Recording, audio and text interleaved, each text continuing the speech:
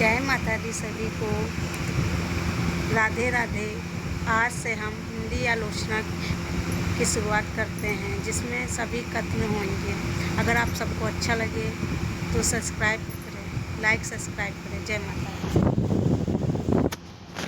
हिंदी आलोचना से संबंधित प्रमुख कथन: चींटी से लेकर हाथी पर्यंत, पशु भिक्षुक से लेकर राजा पर्यंत, मनुष्य बिंदु से लेकर समुद्र पर्यंत, जल, अनंत आकाश, अनंत पृथ्वी, अनंत पर्वत, सभी पर कविता हो सकती है। ये किसका कथन है? आचार्य महावीर प्रसाद द्विवेदी का। किससे है? रस रंजन से, 1920 से। ठीक है। किसी भी अवस्था के अनुकरण को नाट्य कहते हैं। ये किसका कथन है? श्याम सुंदर दास का है। और ये किसके अंदर? रूपक रहस्य से।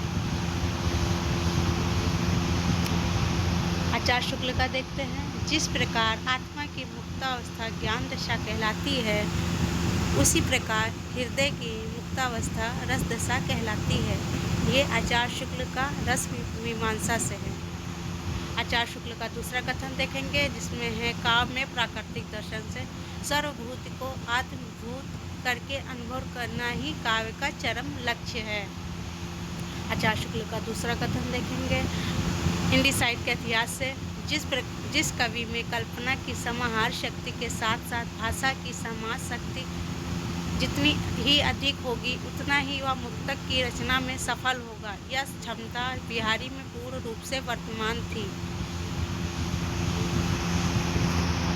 आचार्य शुक्ल का दूसरा कथन देखेंगे, काव्य में प्राकृतिक दर्शन, सर्वभूत को आत्मभूत करके अनुभव करना ही काव्य का चरम लक्ष्य है।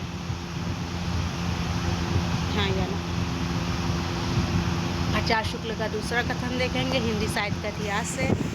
ये घनानंद साक्षात रसमूर्ति और ब्रज भाषा के प्रधान स्तंभों में है।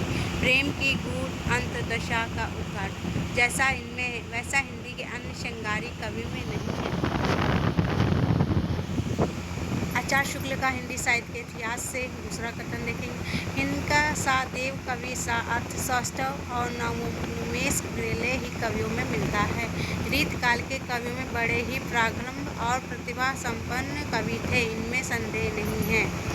दूसरा देखेंगे हिंदी साहित्य के इतिहास से आचार्य शुक्ल का कथन, कामयानी में उन्होंने प्रसाद ने नर जीवन के विकास में भिन्न भिन्न भावात्मक वृत्तियों का योग और संघर्ष बड़ी प्रागल्भ और रमणीय कल्पना द्वारा चित्रित करके मानवता का रसात्मक इतिहास प्रस्तुत किया है।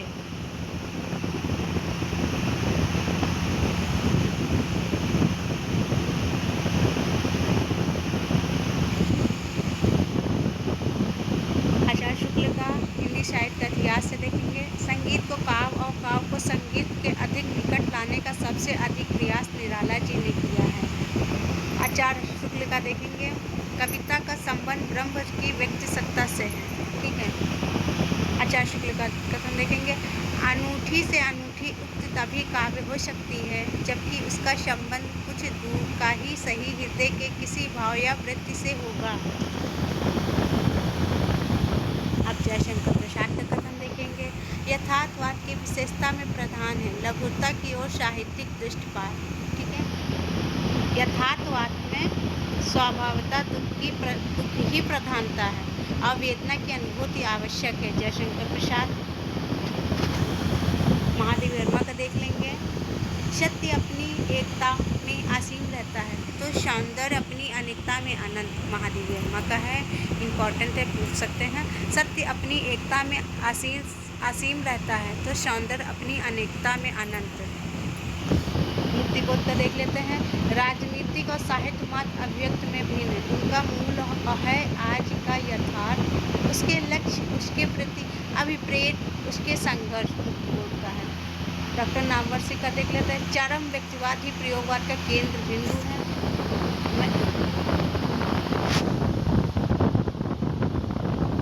मैंने कला पक्ष की अवहेलना न करते हुए भाव पक्ष को अधिक मुख्यता दी। इसका कथन है डॉक्टर नामवर सिंह का। एक मिनट, ये नामवर सिंह का नहीं, मैंने कला पक्ष की अवहेलना न करते हुए भी भाव पक्ष को अधिक मुख्यता दी। बाबू गुलाब राय का है, बाबू गुलाब राय का है, अध्ययन और आस्वाद से है। और चरम अभिव्यक्ति ही प्रयोगवाद का केंद्र बिंदु है। ये डॉक्टर नामवर सिंह का है।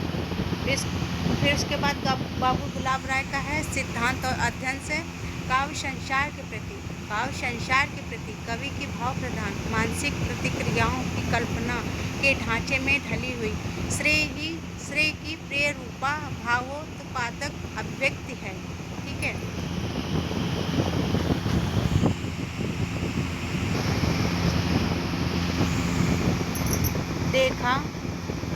देखा परखा इलाचंद जोशी।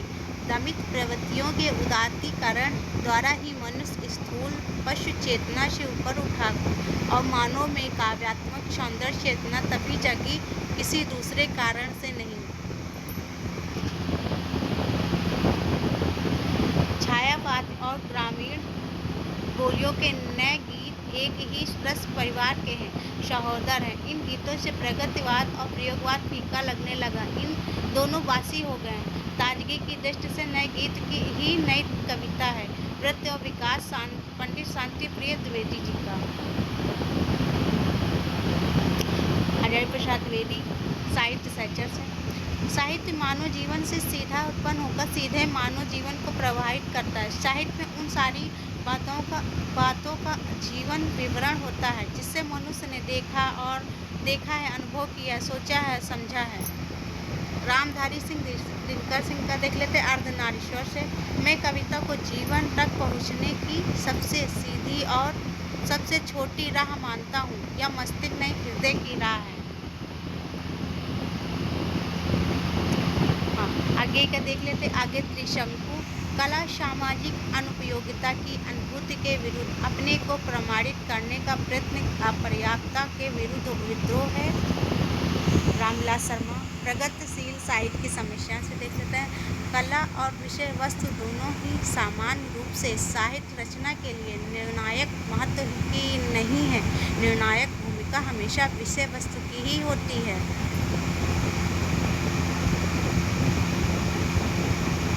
शुक्ल जी का आदिकाल वास्तविक मध्यकाल है। हिंदी जनपदों के इतिहास का सामंत काल है। वीर गाथा काल रीतकाल का प्रथम उत्थान है। पूर्व मध्यकाल रीतकाल रीतवाद का द्वितीय उत्थान है। ये किसका कथन है? रामविलास शर्मा का। हिंदी जाति की समस्या। डॉक्टर नागेंद्र का कथन देख लेते हैं आलोचक की आस्था। सौंदर्य कोई निरपेक्ष वस्तु नहीं है, उसका निर्माण भी तो कलाकार की अपनी भावनाओं और धारणाओं के आधार पर ही होता है।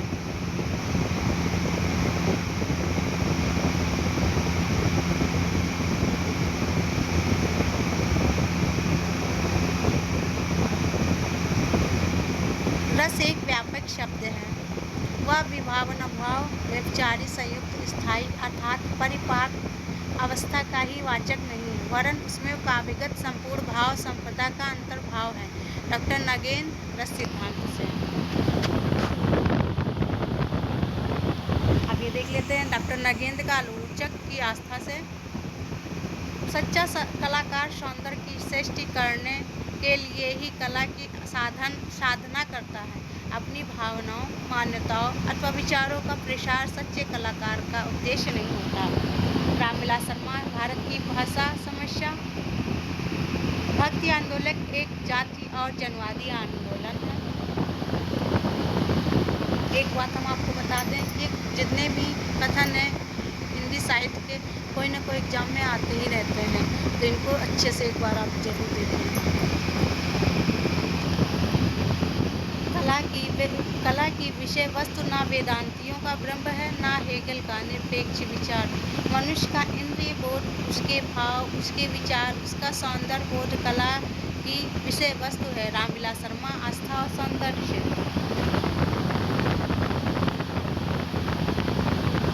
आगे का देख लेते हैं आत्मनिर्भर। जीवन एक विस्मयकर अभिभूति है, मानवीय संबंध और भी विस्मयकर है।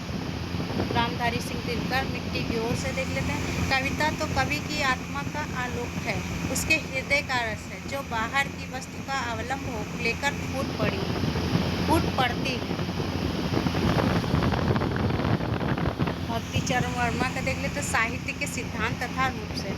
मनुष्य की सीमित बुद्धि के बाहर मनुष्य की सीमित बुद्धि के बाहर मानव के चेतन तत्व से संबंध ज्ञान की सीमा से परे कोई भी शक्ति है जिससे समस्त सृष्टि शासित है। दूसरा, बाबू गुलाब राय सिद्धांत और अध्ययन से देख लेते हैं। सौंदर्य को हम वस्तुगत गुणों तत्व रूपों का ऐसा सामंजस्य कहे जा सकते हैं जो हमारे भावों में साम्य उत्पन्न कर हमको प्रसन्नता प्रदान करे तथा हमको तन्मय कर ले। सौंदर्य रस का वस्तुगत पक्ष है। बाबू गुलाब राय, कलाकार के आनंद की श्रेय और प्रिय तथा आदर्श को समन करने वाली प्रभाव उत्पादक अभिव्यक्ति है। डॉक्टर नामवर सिंह, नई कविता में मुक्तिबोध की स्थिति वही है जो छायावाद में निराला की थी। मुक्तिबोध की कविता अद्भुत संकेतों से भरी है। जिज्ञासाओं से अस्थिर, कभी दूर से ही शोर मचाती, कभी कानों से चुपचाप राज की बातें कहते चलती है। शमशेर बहादुर सिंह का, शमशेर बहादुर सिंह की दूसरी देख लेते हैं कथन। मुक्तिबोध की कविता अद्भुत संकेतों से भरी है। जिज्ञासाओं से अस्थिर, कभी दूर से शोर मचाती, कभी कानों में चुपचाप राज की बातें कहने चलती है। ये वही महादेव वर्मा, भावना, ज्ञान और कर्म जब एक सम पर मिलते हैं तभी युग प्रवर्तक साहित्यकार प्राप्त होता है। साहित्य का उद्देश्य सार्वदेशिक और सार्वकालिक होना चाहिए। हमें अपने साहित्य का उद्देश्य सार्वभौमिक करना है, संकीर्ण एकदेशी नहीं। सूर्यकांत त्रिपाठी, निराला जी।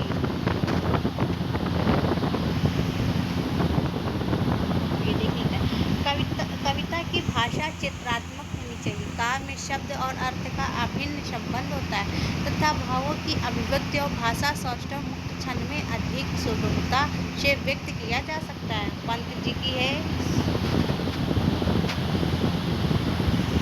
दूसरा देख लेते हैं। आदर्शवाद जहाँ आकाश से उच्चता है वही यथार्थवाद का विषय पथरीली धरती अलग होता है। छायावाद, प्रसाद, यथार्थवाद हमारी दुर्बलताओं, विषमताओं तथा क्रूरताओं का नग्न चित्रण होता है। प्रेमचंद का, प्राचीन और नवीन का सुंदर सामंजस्य भारतेंद्र की कला का विशेष माधुर्य है। आचार्य शुक्ल का,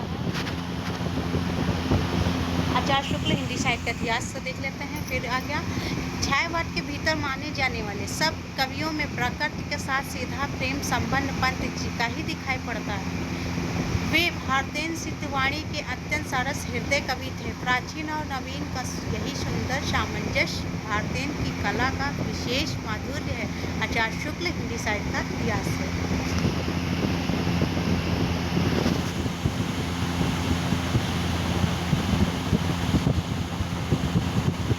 यथार्थवाद हमारी दुर्बलताओं, विषमताओं तथा क्रूरताओं का नग्न चित्रण होता है। प्रेमचंद, प्राचीन और नवीन का सुंदर सामंजस्य भारतेंद्र की कला का विशेष माधुर्य। आचार्य रामचंद्र शुक्ल, जगत अव्यक्त की अभिव्यक्ति है, काव्य उस अभिव्यक्ति की अभिव्यक्ति है। आचार्य रामचंद्र शुक्ल, अपनी भावनाओं के अनूठे रूप रंग की व्यंजना के लिए भाषा का ऐसा बेधड़क प्रयोग करने वाले हिंदी के पुराने कवियों दूसरा नहीं हुआ। आचार्य शुक्ल हिंदी साहित्य का इतिहास है।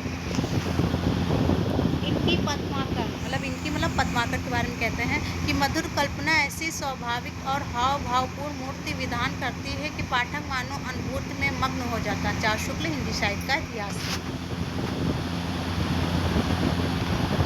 तुलसी और सूर ऐसे सगुणोपासक भक्त राम और कृष्ण की सौंदर्य भावना में मग्न होकर ऐसी मंगल दशा का अनुभव कर गए जिसके सामने केवल या मुक्ति की कामना का कहीं पता नहीं लगता। आचार्य शुक्ल चिंतामणि भाग 1।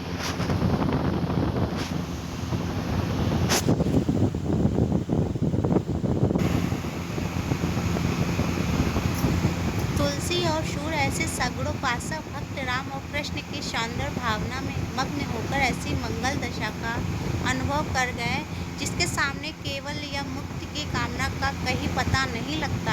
आचार्य शुक्ल का चिंतामणि भाग 1 से है। चिंतामणि भाग 2 आचार्य शुक्ल का है। इसमें है हृदय की अनुभूति ही साहित्य में रस और भाव कहलाती है। शब्द, शक्ति, रस और अलंकार ये विषम विभाग काव्य समीक्षा के लिए इतने उपयोगी हैं इनको अंतर्भूत करके संसार की नई पुरानी सब प्रकार की कविताओं की बहुत ही सूक्ष्म, मार्मिक और स्वच्छ आलोचना हो जाती है। आचार्य शुक्ल काव्य अभिव्यंजनावाद।